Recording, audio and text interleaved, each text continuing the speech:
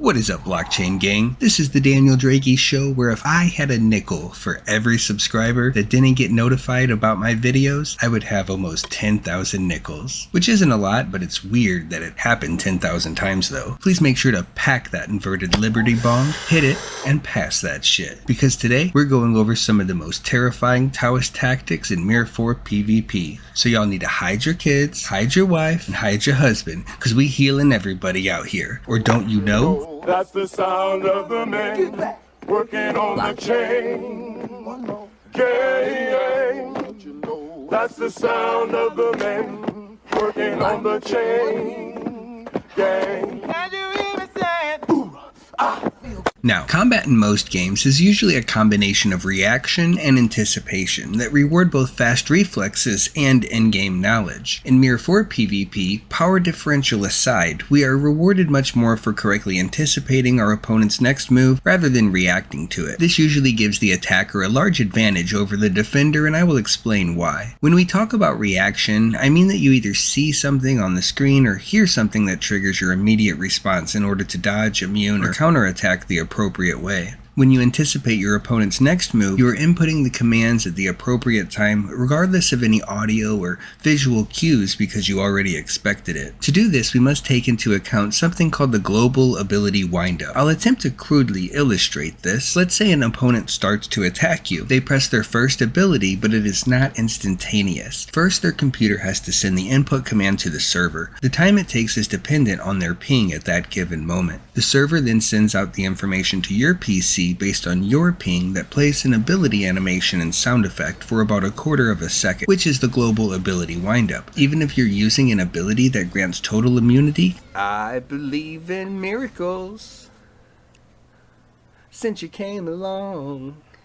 so by the time you see their ability animation or hear the sound playing, human reaction time is about the same time as the global ability windup. Even if you choose the correct ability to counter the attack, you have an input delay as you send that to the server, which then begins your global ability windup, and their attack will almost always land during that windup due to your reaction time and lag. Remember that what is happening on your screen may not be what is actually happening on the servers themselves, especially in battles between people with very high ping. Your client just tries to fill in the blank spots with what it believes the other players are doing until they get updated and then adjusted. The frequency of these updates again depends on ping. To counteract this problem, we want to try to guess what the opponent will do before they actually do it, and then start our abilities at the same time that they start theirs. This anticipation will sync up with your global ability windups, and your ability should counter theirs if you picked correctly. Now, this is going to be hard for many Taoists to accept, but let's rip the band-aid off right now. I'm not saying a Taoist is useless in 1v1 PvP, I'm just saying that your usefulness is almost entirely dependent on RNG, and your opponent not running away from you. Ideally, we would want to lead off with Blasting Charm into Moonlight Orb to weaken, quell, and confuse them. Then we'll want to follow up with Piercing Blades to bash, increase confusion stacks, and hopefully stun them. Next, we want to follow up with Rain of Blades with a chance to silence them, but also bashing, reset, and add your chill and confusion stacks and damage their weapon. Then we can Soaring Slash to damage their armor, bashing and refreshing the stacks again. Now we can Tai Chi to break their weapon and increase our healing, regen our health, reapply Quell with Moonlight Wave, and finish with Sunbeam Sword to bash and break armor. Now the first abilities off of cooldown will be Piercing Blades, but we need to wait a few more seconds until Moonlight Orb is ready to restart the combo and bash the opponent. Now is probably the best time to heal again if available, or use your ultimate ability. If neither of these are ready, running around those few seconds to avoid damage will be much better than standing still and auto-attacking and probably accidentally auto-casting abilities out of turn. Now we know what we would like to do if given the opportunity to attack. We need to know how to change this up for defense or when attacking a specific class. The best way to avoid an attack is just to use your ultimate and teleport away. If that isn't available, you can do the same with Tai Chi. It is usually better to dodge away from them first to give yourself a little room for the global ability windup so you don't get interrupted. Remember that we want to try to time our abilities in sync with the opponent, because if they're mismatched, you'll have a chance to get interrupted. If I'm fighting a warrior or a lancer, I'll usually try to lead with Tai Chi,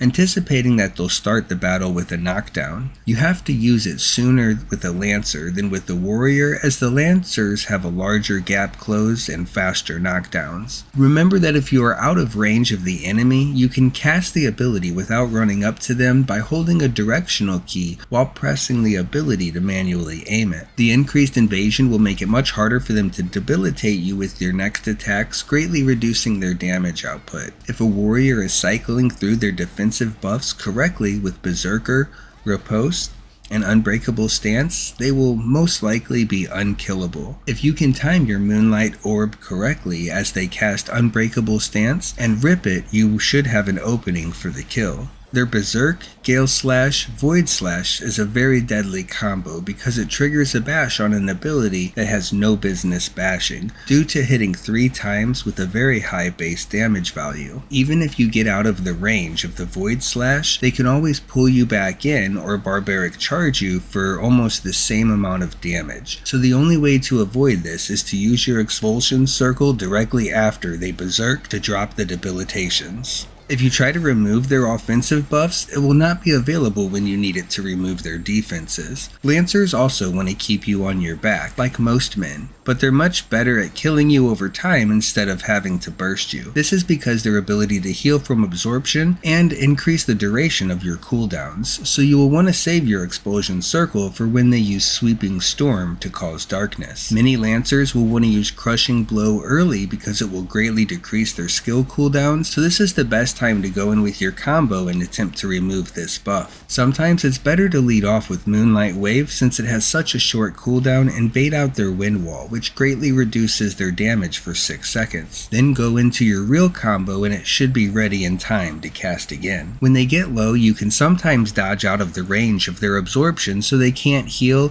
or even immune it with your ultimate or greater heal. Even if your debilitation fails, they will always chill themselves with this if it hits, so be sure to follow up with the bash combo using their own ability against them. Be sure to save your dodges to recover instantly from being knocked down instead of trying to avoid damage, as this will prevent much more follow-up damage without being able to retaliate. A sorcerer is probably the easiest to take down because of their lack of defense when their shield and ice block are down. I would probably use my Expulsion Circle as early as possible to remove burn stacks and add spell defense. While they do have a very long stun and silence, it is easily countered with your CC removal. They will usually lead off with their shield, and we will want to break that before we attempt our bash combo, or our assault will be very weak. The best way to do this is with Sunbeam Sword followed by Tai Chi and Moonlight Orb into your main combo. This will remove the shield, and Sunbeam Sword will be back up in time for the last part. You will also want to heal before or 8 seconds after Flame Strike is used, or your healing will be reduced by 50%. If you rip their cooldown buff with Moonlight Orb, it will be the easiest fight of your life. Remember to reapply debilitations after they ice block to do maximum damage. Arbalists want to do all of their burst damage as soon as possible by stacking up buffs and debuffs instead of solely relying on bash damage. Attempt to remove their buffs near the start with your main combo, but remove your debilitations after they use Venom Mist to get your healing back, because none of their stuns even require debilitations. Remember that you cannot gain invincibility for another 10 seconds and it can't be dispelled. If I get to rip their buffs, I usually won't even need to heal to take them down with my main combo. Their goal is to stun you with Pain Strike Gale, Seeking Bolt, or Ice Cage, and then finish you off with Obliterate Shell for the bonus damage to stun targets. It is really hard to dispel their stuns because they are so short, except for the Seeking Bolt. The main stats for a Taoist PvP build should be crit, evasion, skill cooldown reduction, healing amount increase, spell attack, evasion, skill damage, bash damage, all damage, and PvP damage. I don't build defensively except evasion because in large-scale PvP, if the enemy is close enough to hit me, I'm probably already dead. I'm hoping to get lucky and their first attack that causes a debilitation will be evaded. By forcing all defensive stats on evasion, I'm much harder to hit with Tai Chi than a typical player, causing enemies to greatly overestimate their damage output. Defense, health, and damage reduction will only help you while you are healthy, but evading attacks reduces all damage to 0 and will frequently break up combos further reducing bash damage and CC more than any other modifiers. The point is that evasion helps you even if you only have one hit point left, while the other defenses would be useless. A player who is equal in strength will never have enough accuracy if their buffs are removed to kill me because there isn't enough ways to add accuracy to your build while focusing on other types of damage. Power for power, I will take evasion over any other stat in the game. Crit isn't for the damage, but due to the requirement to crit that is in your kit in order to stun and damage armor, which then leads to breaking armor. Adding all broken armor and weapon debuffs together, you are lowering their power by about 1200 points of combat stats. That might not sound like much, but it is the equivalent of lowering their power by about 5 levels. By having the Soul Harvest Reaper and Lucky Cat Luckster epic pets, you can gain 6% cooldown reduction. You can gain another 12% from the character and time limited codices for a total of 18%. There's a few more in there, but they're a bit harder to obtain. That is like having 18% more damage and 18% more heals, and is a basic requirement for any battle-ready Taoist. You can gain an additional 5% from the Firehawk Gold King legendary pet. I won't spend much time talking about mana, but you need to have at least enough to cast your ultimate and 1.5 to 2 rotations of abilities. In most battles you will not be able to cast all of your abilities multiple times, but you do need to cast some of them 3 times to make up for it. If you run out of mana before you can do that, you are not going to be killing anything. If you can cast your abilities non-stop more than 3 times, you probably have too much mana and are wasting that power. Keep in mind that you will need to increase your mana pool as you decrease your spell cooldowns so that your power isn't bottlenecked. Healing amount is critical if you want to survive, as well as timing your heals around Tai Chi's boost and knockdown resistance as needed. For example, if I have low health, I'm going to use heal to beat the knockdown, and if I have high health, I'm going to remove the debilitations instead, depriving them of the knockdown and the bash damage. The Lucky Cat Luckster will give you an additional 10% healing bonus, and another 26% from epic spirit treasures will make sure you only need a single heal to start pumping out that damage again. 3 of your abilities are based on healing, so if you ignore this area, you will only be playing with 10 skills that are powered up. Increasing your spell attack will also slightly increase your healing and damage, which is then increased again by your bonus modifiers. Your ultimate heals you for an additional 42% of your spell attack plus 35% per ability level. Heal's additional amount is 39% of your spell attack plus 2% per level. Greater heal is 120% of your spell attack plus 5% per level. These are just estimates, but this is why I prioritize spell attack over physical attack. The other way to increase your personal healing is with extra health, but I would only build that as a placeholder until you get the stats that you're really hoping for. I don't build any debilitation or CC resistances because a Taoist has so much immunity and removal built right into her kit, it makes it wasted power in my opinion. The damage types from best to worst in my opinion are all damage, skill damage,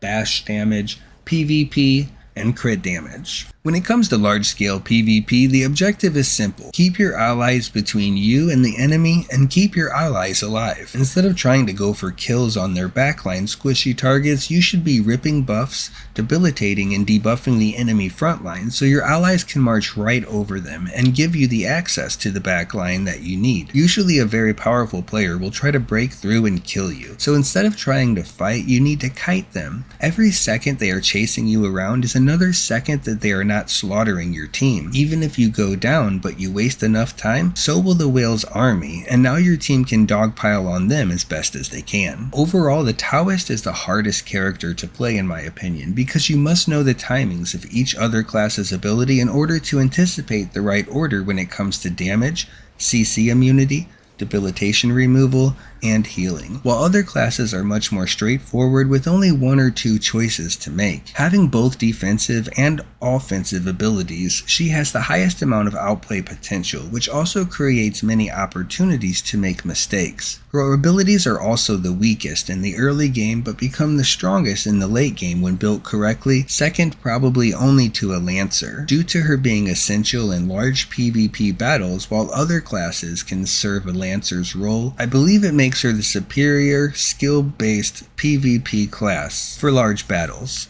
Thank you for watching. Don't forget to like and subscribe so we can do this again sometime. Commander, do you think that we have any chance of surviving?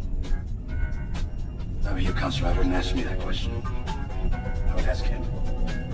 Why? Because he's the one who believes in miracles. I believe in miracles. Since you came along, you sexy thing.